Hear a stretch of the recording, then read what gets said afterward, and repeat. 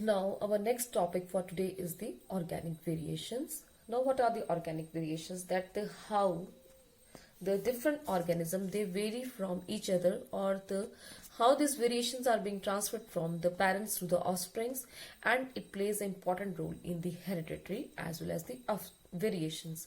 So, hereditary and evolution. Now, what are the variations? Variations are actually it is a process by which the two offsprings of the same parents they vary. हमने बहुत detail में ये chapter बेटा पहले भी पढ़ लिया। Variations जो है बेसिकली किस वजह से आती हैं, ये म्यूटेशंस हमने चैप्टर जो है बहुत पहले इसके ऊपर कर लिया हुआ है, तो थोड़ा सा हम इसको जो है वो रिवाइज करेंगे। Now the variations means how the two offsprings of a parent are different, और how the one generation that differ from the another generation. Now, what is the reason for the variation? Now, the different types are given here. Variation.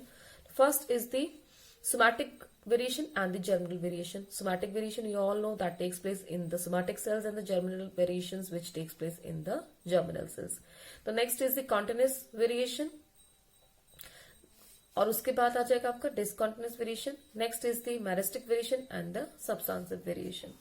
Now, somatic variation हमें बहुत अच्छे से पता है कि अगर किसी सोमैटिक सेल्स में कोई चेंज आता है तो वो चेंज वो पास ऑन नहीं होता है। जैसे आपके कुछ जो एथलीट्स हैं, जरूरी नहीं है उनके बच्चे भी एथलीट हों, क्योंकि जो एथलीट्स कोई बना है तो एथलीट बनने के लिए उसने अपने आप जो है अपनी फिजिकल ट्रेनिंग ली है, और उस ट्रेनिंग की वजह से उसकी बॉडी में इस तरह से चेंजेस आए हैं कि वो जो है वो एक एथलीट बन गया। ठीक है, ऐसे ही अगर हमारा कोई बॉडी बिल्डर है तो उसके बच्चे बॉडी बिल्डर नहीं होंगे, ऐसा जरूरी नहीं है, बिकॉज ये जो चेंजेस आ रहे हैं ये आ रहे हैं आपके सोमैटिक सेल्स में। ठीक है, तो जो वेरिएशन सोमैटिक सेल्स में आती है वो as it is pass on नहीं होती है आपके जो है वो जर्मिनल सेल्स में। Next is the germinal variation. Germinal variation also called as the blastogenic variation. That means when the mutations they takes place in case of the germ cells, these mutations they are passed on to the next generation or inherited to the another generation. Now this variation may occur due to mutations or due to recombination. So what are the mutations? Mutation are the, ये हमने बहुत अच्छे से पढ़ लिया, mutations are the inheritable changes in the genetic material. Recombination that takes place during the crossing over process. ठीक है, तो जब क्रॉसिंग ओवर होगी या म्यूटेशन अगर आपके जेनेटिक सेल्स में होती है तो वो पास ऑन जो है वो नेक्स्ट जनरेशन में हमें होगी ही होगी. Next is the continuous variation. Continuous variation जो एक कॉन्टिन्यूस फॉर्म में जो है हमारे पास चलता है उसे हम कॉन्टिन्यूस वेरिएशन बोलते हैं, जिसकी वजह से आपका जैसे हमने बात कर लेते हैं आपके डार्विन फिंचेस की, तो वो भी एक कॉन्टिन्यूस चेंजेस है कि एकदम से जो है वो धीरे धीरे जो हमारी फिंच है उससे अलग अलग फिंचेस बनी है, और due to the change in environment और the change in the habitat of the organism the variation they have been seen. Now the next is the discontinuous variation. Now discontinuous variation जो अचानक होती है, suddenly होती है. ठीक है, तो अचानक या सडनली होने वाले डिसकंटिन्यूएशन वेरिएशंस वो जो है वो है आपकी mutations.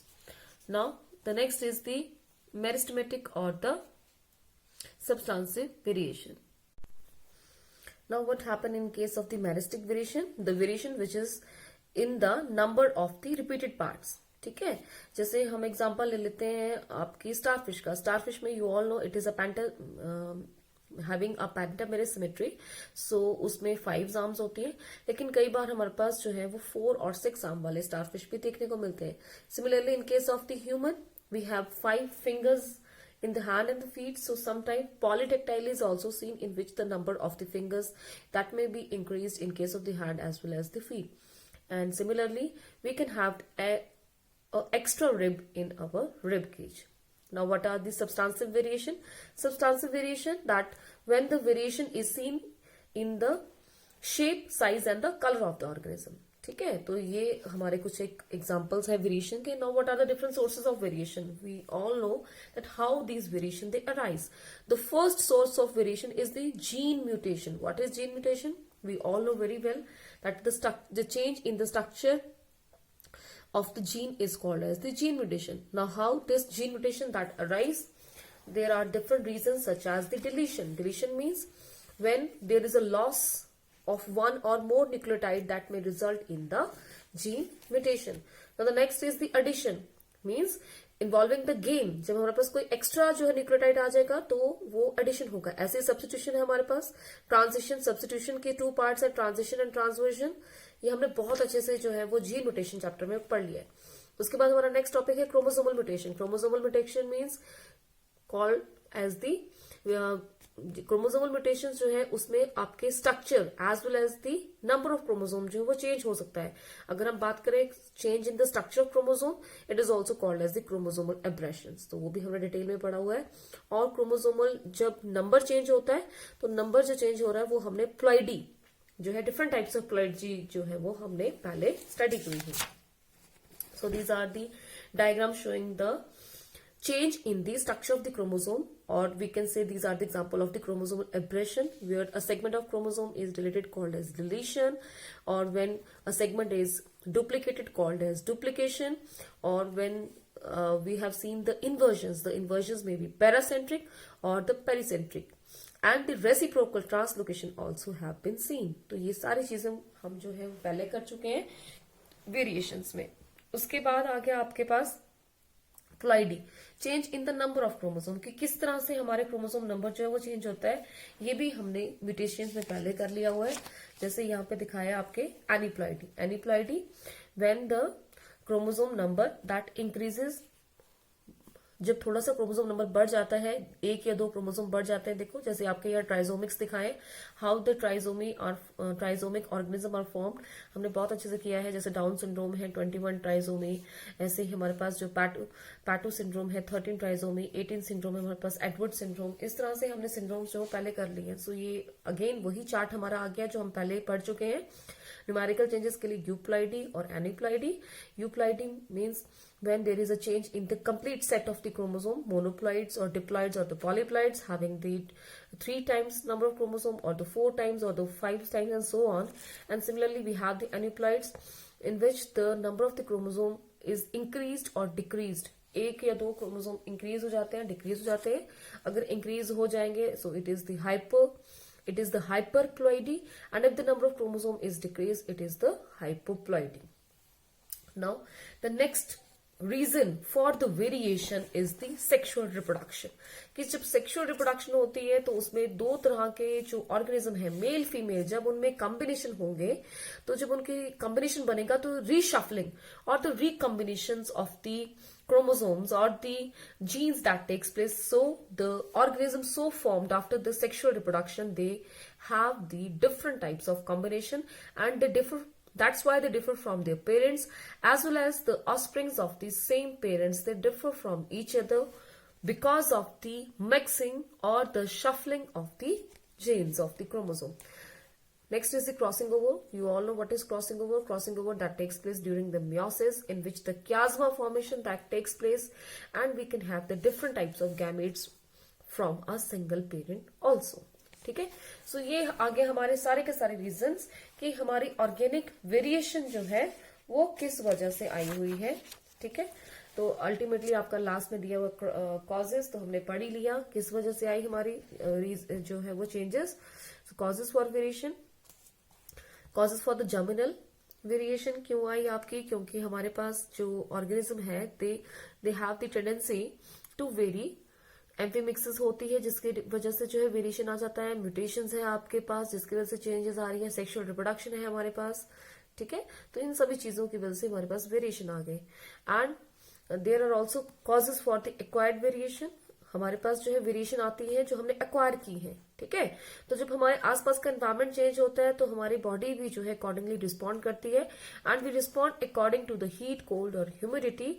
And sometime the changes or the variation are also seen in the organism due to the change in this environmental factors, and these environmental factors brought changes in the organism, but these are mostly non-inheritable.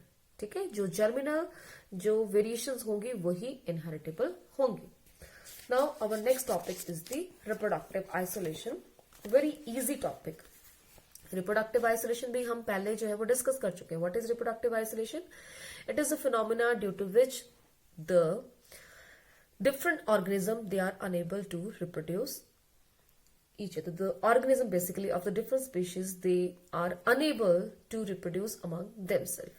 ठीक है, अगर आपके reproductive isolation का mechanism नहीं होगा तो किसी भी स्पीशीज की जो है वो अपनी इंटीग्रिटी नहीं रहेगी और केओस हो जाएगा। ठीक है, so to maintain the integrity of the species the reproductive isolation is there. This is a phenomena which prevent the breeding, interbreeding between the two unrelated species. ठीक है, so what is reproductive isolation? If we talk about definition, it is a process which prevents the interbreeding between the different species, and even the related group of organism, they cannot reproduce among themselves because of the phenomena called as the reproductive isolation. ठीक है, तो ये हमारे पे बहुत simple सा एक example दिया हुआ है। ये आपकी वन स्पीशीज है, first species species A and this another species species B.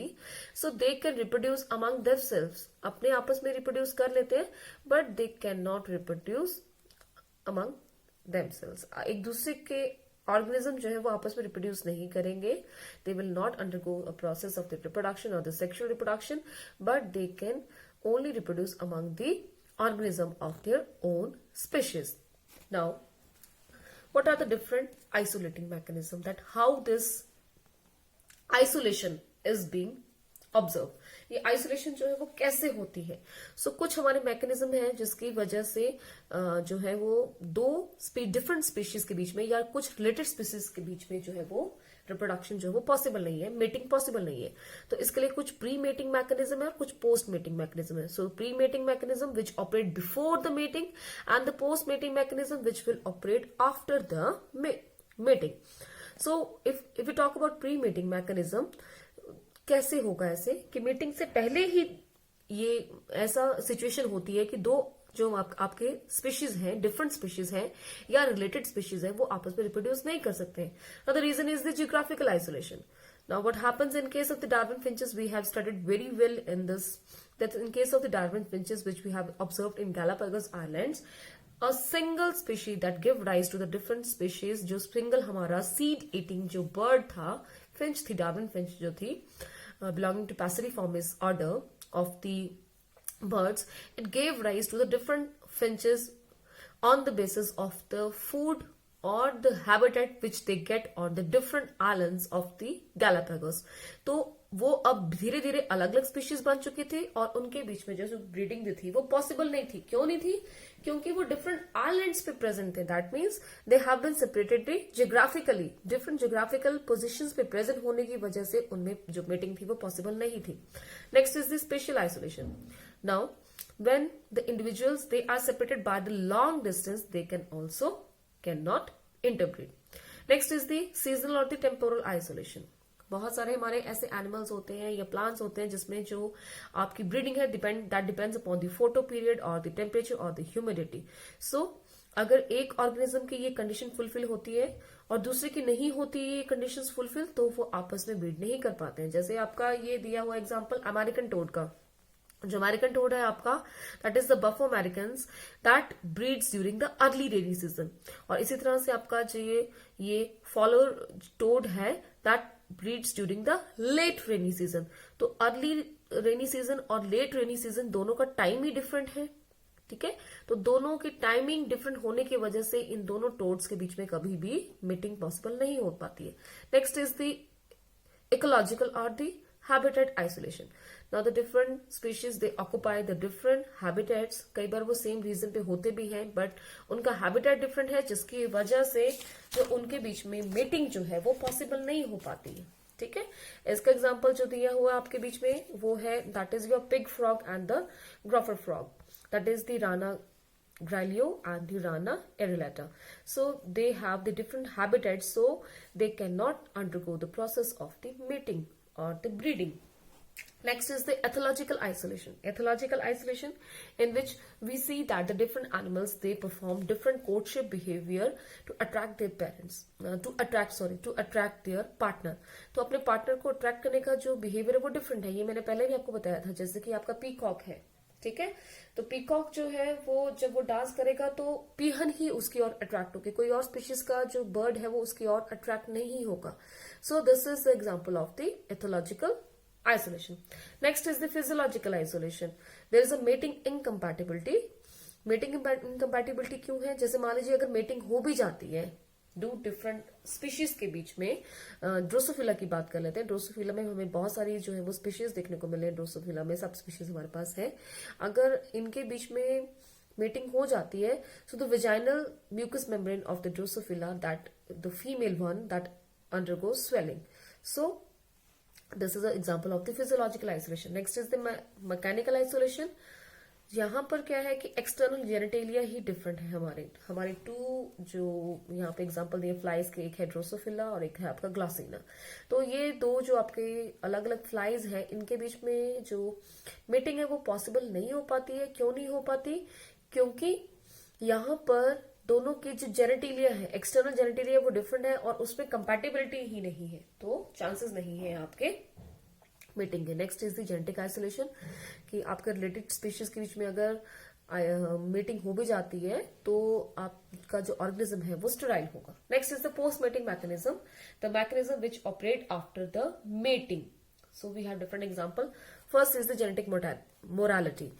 अगर हमारे दो ऑर्गेनिज्म के बीच में जो डिफरेंट स्पीशीज को बिलोंग करते हैं, अगर उनके बीच में किसी भी रीजन की वजह से अगर फर्टिलाइजेशन हो भी जाती है, सो द मोरालिटी दैट में टेक्स प्लेस। ठीक है, तो जो स्पर्म्स एंटर किए हैं आपके फीमेल के रिप्रोडक्टिव ट्रैक में वो खत्म हो जाते हैं because of the genetic incompatibility. तो स्पर्म्स जब फीमेल के ट्रैक में आए हैं, रिप्रोडक्टिव ट्रैक में, अगर वो ही सर्वाइव नहीं कर पाएंगे तो ऑब्वियसली हमारी जो रिप्रोडक्शन है वो नहीं होगी। Next is the zygotic molarity, कि अगर हमारे डिफरेंट स्पीशीज के बीच में मेटिंग हो भी जाती है तो उनका जो जाइगोट होगा उसी की ही डेथ हो जाएगी। Example is the mating between sheep and the goat. The zygote will die so that the young will not be produced. Next is the hybrid inviability, कि अगर आपका हाइब्रिड बनता भी है तो वो सर्वाइव ही नहीं कर पाएगा। जैसे कि आपका ये राना पाइपेंस और राना सिल्वेटिका जो टू फ्रॉग्स हैं, अगर इनके बीच में मीटिंग करवा दें तो उनका जो जाइगोट बनेगा वो बियॉन्ड गैस्ट्रोला के बाद उसकी ग्रोथ ही नहीं होगी, तो वो मर जाएगा। Next is the hybrid sterility. ये हमने बहुत अच्छे से बहुत चीजें जो है वो बहुत पहले करी हुई है हमें जूनियर क्लास में। जैसे हमारा मेल एस है और उसकी अगर हम मेयर के साथ जो है वो क्रॉसिंग कराते हैं तो हमारे पास म्यूल जो है वो ऑर्गेनिज्म आता है which is a sterile organism. ऐसे ही अगर हम शी एस ले, जिसको हम जैनेट बोलते हैं, और मेल हॉर्स जो स्टैलियन है आपका, इनके बीच में अगर मीटिंग करवाते हैं तो हिनी जो आपका ऑफस्प्रिंग आता है वो एक आपका स्टेराइल ऑर्गेनिज्म है, राइट। तो इसी तरह से आपके टाइगॉन्स होते हैं between the lions and the tigers, these are also sterile. ऐसे हमारे पास बहुत सारे एग्जांपल दिए। तो the next is the hybrid breakdown. Hybrid breakdown का मतलब ये है कि हाइब्रिड्स तो कई बार दो डिफरेंट स्पीशीज के बीच में मेटिंग के बाद जो हाइब्रिड्स हैं वो फर्टाइल पैदा हो जाते हैं, but they are very weak and abnormal. इतने वीक और एबनॉर्मल है कि वो सर्वाइव ही नहीं कर पाते। तो what are the different exception of the geographical of the reproductive isolation? कुछ हमारे पास जो है वो एक्सेप्शंस भी हैं। अब जैसे हमने ये अभी दिया म्यूल और हिनी का एग्जाम्पल, तो ये अपने आप में तो हेल्दी होंगे बट दे आर इनफर्टाइल। ऐसे ही हम बात कर ले अगर इनकी बात अपने लाइन्स की और अगर हम आए तो जैसे जो लिंगर्स होते हैं between the line and the tigers, ये जो है आपके लिंगर्स जो होंगे और साथ में जो टाइगर्स होंगे, they have the capability to reproduce but they cannot reproduce because they have the different geographical conditions। इनका जो geographical conditions है वो ही different है। ऐसे ही हमारे पास कुछ और एग्जांपल यहाँ पे जो पोलर बेयर और आपका जो नॉर्मल बेयर होता है उसके बीच में मीटिंग पॉसिबल है, but you all know polar bear तो आपको आइस में मिलेगा, ये नॉर्मल बेयर तो वहां आइस में होगा नहीं, ठीक है, पोलर रीजन में होगा नहीं। तो इनके बीच में भी मीटिंग जो है वो पॉसिबल ही नहीं है because of the geographical isolation. So meeting हो सकती है but it cannot take place due to the different reasons. So this is all about our chapter, that is the reproductive isolating mechanism.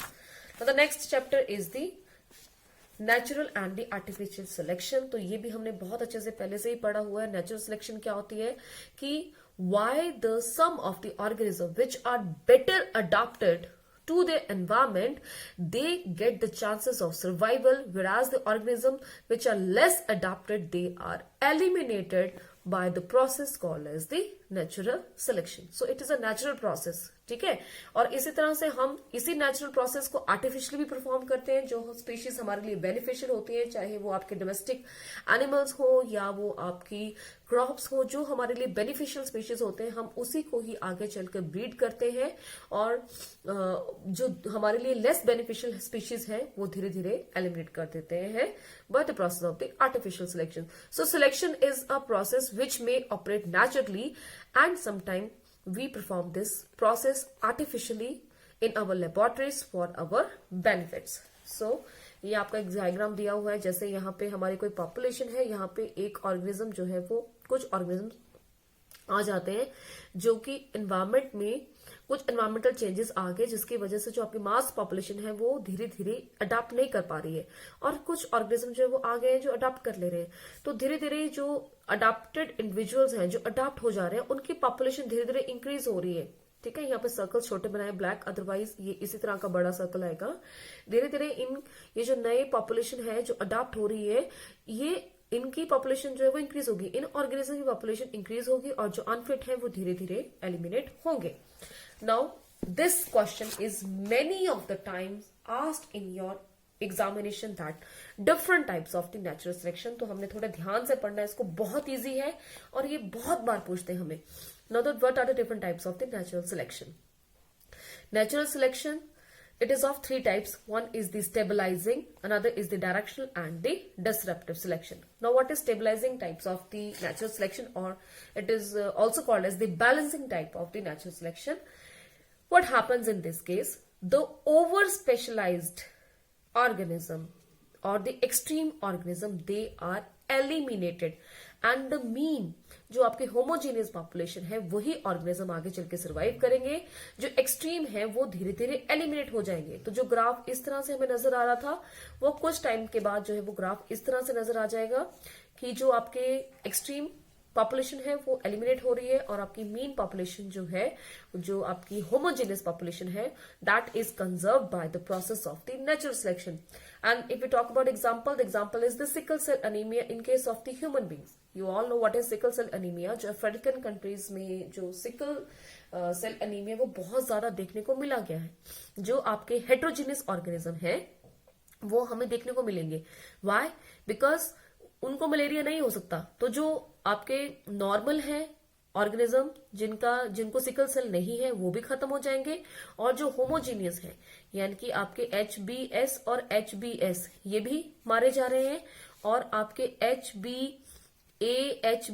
जो normal haemoglobin वाले organism है वो भी जो है वो धीरे धीरे खत्म हो रहे हैं. सर्वाइव कौन कर रहे हैं? HbA एंड HbS ये ऑर्गेनिज्म जो है वो सर्वाइव कर रहे हैं. So such type of the selection, it is called as the stabilizing selection.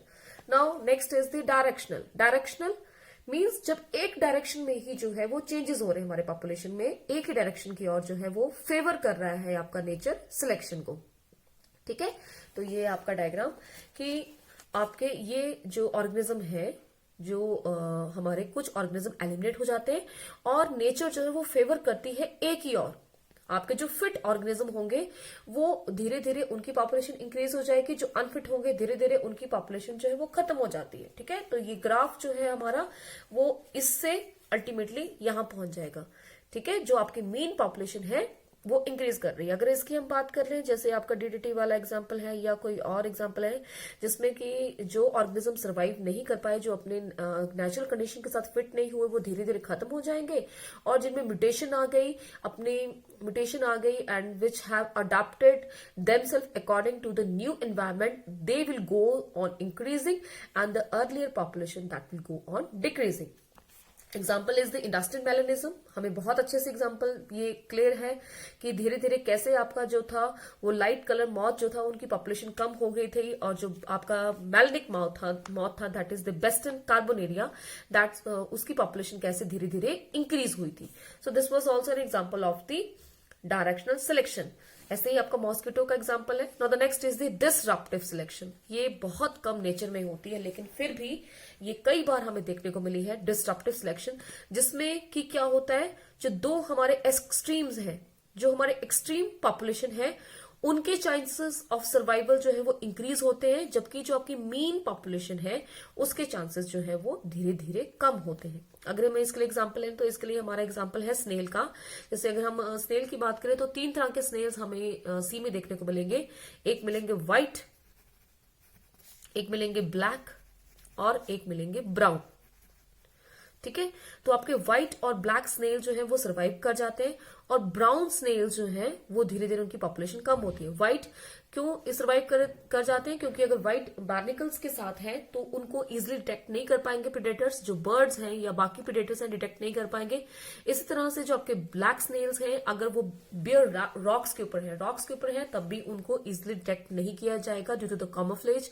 But the brown snails, they are easily detected by the predators because उनका कलर डिफरेंट है। ना तो वो ब्लैक रॉक के साथ मैच कर रहे हैं, ना ही वो बार्निकल्स के साथ जो है वो मैच कर रहे हैं, तो वो इजिली डिटेक्ट हो जाएंगे आपके जो प्रेडेटर्स हैं और उनकी पॉपुलेशन धीरे धीरे जो है वो खत्म हो रही है।